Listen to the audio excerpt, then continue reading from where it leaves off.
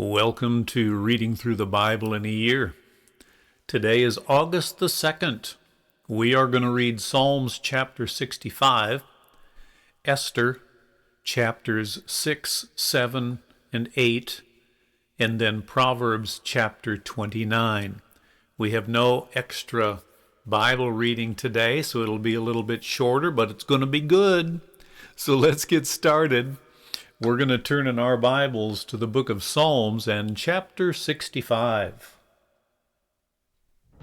Psalm 65, to the chief musician, a psalm of David, a song. Praise is awaiting you, O God, in Zion, and to you the vow shall be performed. O you who hear prayer, to you all flesh will come. Iniquities prevail against me. As for our transgressions, you will provide atonement for them. Blessed is the man you choose and cause to approach you, that he may dwell in your courts. We shall be satisfied with the goodness of your house, of your holy temple. By awesome deeds in righteousness, you will answer us, O God of our salvation. You who are the confidence of all the ends of the earth and of the far-off seas, who established the mountains by his strength, being clothed with power. You who still the noise of the seas, the noise of their waves, and the tumult of the peoples. They also who dwell in the farthest parts are afraid of your signs. You make the outgoings of the morning and evening rejoice. You visit the earth and water it. You greatly enrich it. The river of God is full of water. You provide their grain, for so you have prepared it. You water its ridges abundantly. You settle its furrows. You make it soft with showers. You bless its growth. You crown the year with your goodness, and your paths drip with abundance. They drop on the pastures of the wilderness, and the little hills rejoice on every side. The pastures are clothed with flocks. The valleys also are covered with grain. They shout for joy. They also sing. Amen. Psalms chapter 65. Now we're going to turn in our Bibles to Esther. Continue this story. And we'll start at chapter number 6 in the book of Esther.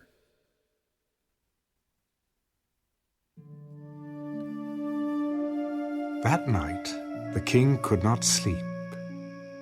So one was commanded to bring the book of the records of the Chronicles, and they were read before the king.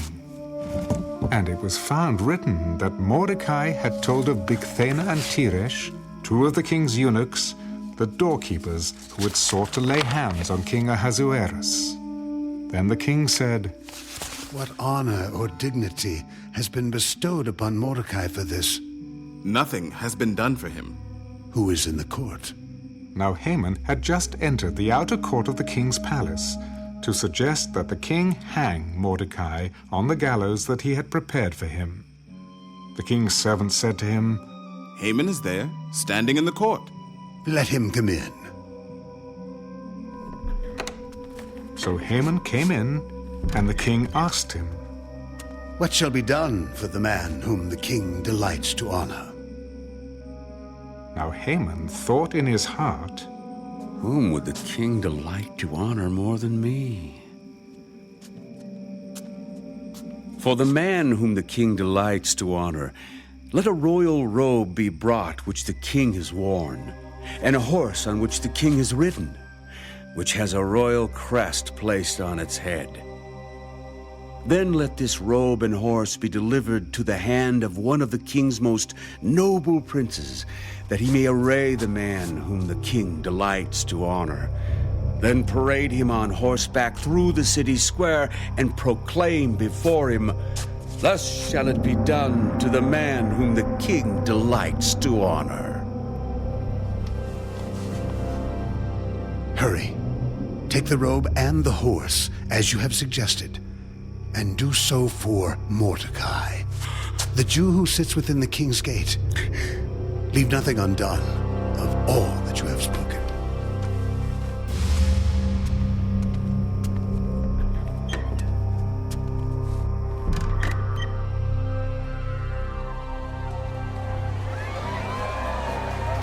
So Haman took the robe and the horse, arrayed Mordecai, and led him on horseback through the city square, and proclaimed before him, Thus shall it be done to the man whom the king delights to honor.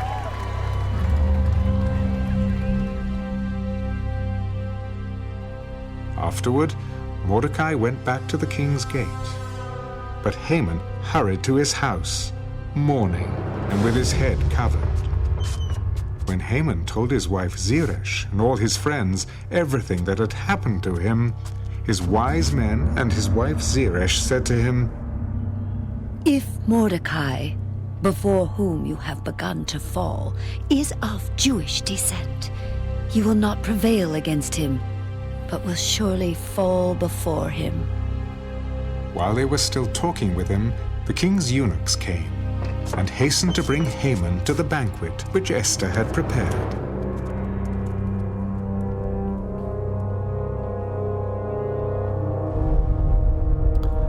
And now, chapter number 7.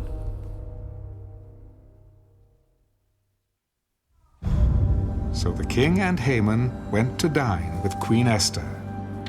And on the second day, at the banquet of wine, the king again said to Esther, What is your petition, Queen Esther? It shall be granted you. And what is your request? Up to half the kingdom. It shall be done. If I have found favor in your sight, O king, and if it pleases the king, let my life be given me at my petition, and my people at my request. For we have been sold, my people and I, to be destroyed, to be killed, and to be annihilated.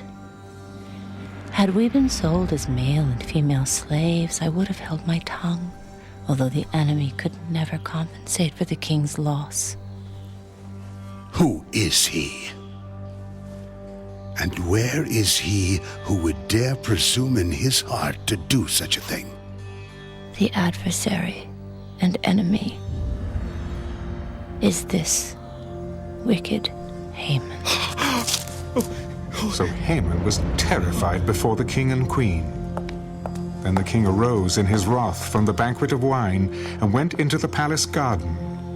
But Haman stood before Queen Esther, pleading for his life, for he saw that evil was determined against him by the king. When the king returned from the palace garden to the place of the banquet of wine, Haman had fallen across the couch where Esther was. Then the king said, Will he also assault the queen while I am in the house? As the word left the king's mouth, they covered Haman's face. Now Harbona, one of the eunuchs, said to the king, Look, the gallows, 50 cubits high, which Haman made for Mordecai, who spoke good on the king's behalf, is standing at the house of Haman. Hang him on it.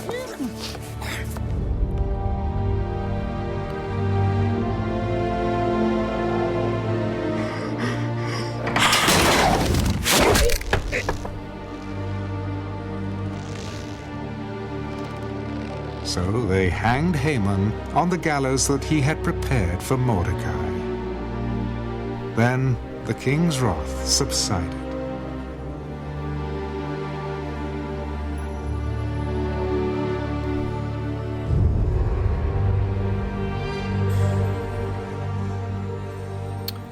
And now, chapter number 8.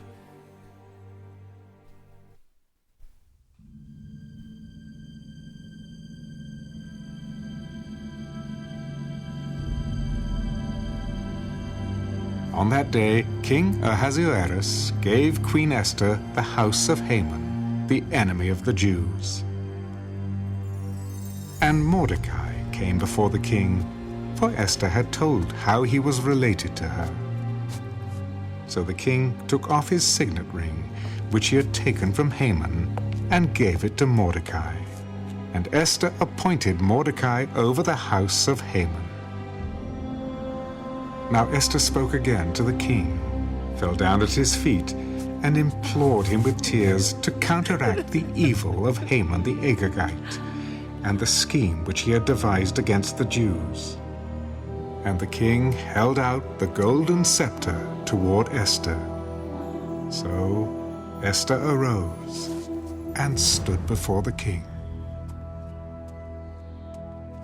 If it pleases the king, and if I have found favor in his sight, and the thing seems right to the king, and I am pleasing in his eyes, let it be written to revoke the letters devised by Haman, the son of Hammedatha the Agagite, which he wrote to annihilate the Jews who are in all the king's provinces. For how can I endure to see the evil that will come to my people? Or how can I endure to see the destruction of my countrymen? Then King Ahasuerus said to Queen Esther and Mordecai the Jew, Indeed, I have given Esther the house of Haman, and they have hanged him on the gallows because he tried to lay his hand on the Jews. You yourselves write a decree concerning the Jews as you please, in the king's name, and seal it with the king's signet ring. For whatever is written in the king's name and sealed with the king's signet ring, no one can revoke. So the king's scribes were called at that time, in the 3rd month, which is the month of Sivan, on the 23rd day. And it was written, according to all that Mordecai commanded, to the Jews, the satraps, the governors, and the princes of the provinces, from India to Ethiopia, 127 provinces in all, to every province in its own script, to every people in their own language, and to the Jews in their own script and language. And he wrote in the name of King Ahasuerus, sealed it with the king's signet ring, and sent letters by couriers on horseback, riding on royal horses bred from swift steeds. By these letters, the king permitted the Jews who were in every city to gather together and protect their lives, to destroy, kill, and annihilate all the forces of any people or province that would assault them, both little children and women, and to plunder their possessions, on one day in all the provinces of King Ahasuerus, on the 13th day of the 12th month, which is the month of Adar. A copy of the document was to be issued as a decree in every province and published for all people, so that the Jews would be ready on that day to avenge themselves on their enemies. Couriers who rode on royal horses went out, hastened and pressed on by the king's command, and the decree was issued in Shushan the citadel. So Mordecai went out from the presence of the king in royal apparel of blue and white, with a great crown of gold, and a garment of fine linen and purple. And the city of Shushan rejoiced and was glad. The Jews had light and gladness, joy and honor. And in every province and city, wherever the king's command and decree came, the Jews had joy and gladness, a feast and a holiday. Then many of the people of the land became Jews, because fear of the Jews fell upon them.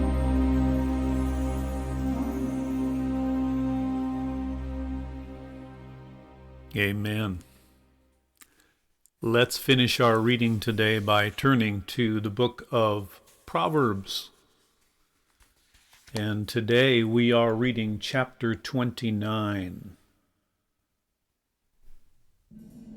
He who is often rebuked and hardens his neck will suddenly be destroyed, and that without remedy. When the righteous are in authority, the people rejoice. But when a wicked man rules, the people groan. Whoever loves wisdom makes his father rejoice, but a companion of harlots wastes his wealth. The king establishes the land by justice, but he who receives bribes overthrows it. A man who flatters his neighbor spreads a net for his feet. By transgression, an evil man is snared, but the righteous sings and rejoices. The righteous considers the cause of the poor, but the wicked does not understand such knowledge. Scoffers set a city aflame, but wise men turn away wrath. If a wise man contends with a foolish man, whether the fool rages or laughs, there is no peace. The bloodthirsty hate the blameless, but the upright seek his well-being. A fool vents all his feelings, but a wise man holds them back. If a ruler pays attention to lies, all his servants become wicked. The poor man and the oppressor have this in common: the Lord gives light to the eyes of both. The king who judges the poor with truth, his throne will be established forever. The rod and rebuke give wisdom, but a child left to himself brings shame to his mother. When the wicked are multiplied, transgression increases, but the righteous will see their fall. Correct your son, and he will give you rest. Yes, he will give delight to your soul. Where there is no revelation, the people cast off restraint. But happy is he who keeps the law. A servant will not be corrected by mere words, for though he understands, he will not respond. Do you see a man hasty in his words? There is more hope for a fool than for him. He who pampers his servant from childhood will have him as a son in the end. An angry man stirs up strife, and a furious man abounds in transgression. A man's pride will bring him low, but the humble in spirit will retain honor. Whoever is a partner with a thief hates his own life. He swears to tell the truth, but reveals nothing. The fear of man brings a snare, but whoever trusts in the Lord shall be safe. Many seek the ruler's favor, but justice for man comes from the Lord. An unjust man is an abomination to the righteous, and he who is upright in the way is an abomination to the wicked.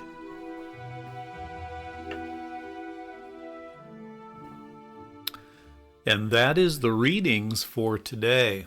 Today being August the 2nd. We've read Psalms chapter 65, Esther chapters 6, 7, and 8, and then Proverbs chapter 29. A little bit of a shorter reading today, kind of like yesterday, but today there are no extra readings at all, and so feel free to take the time to meditate on what we have heard, what we have understood today, and meditate to get better understanding. Amen. God bless you, and we will see you again tomorrow.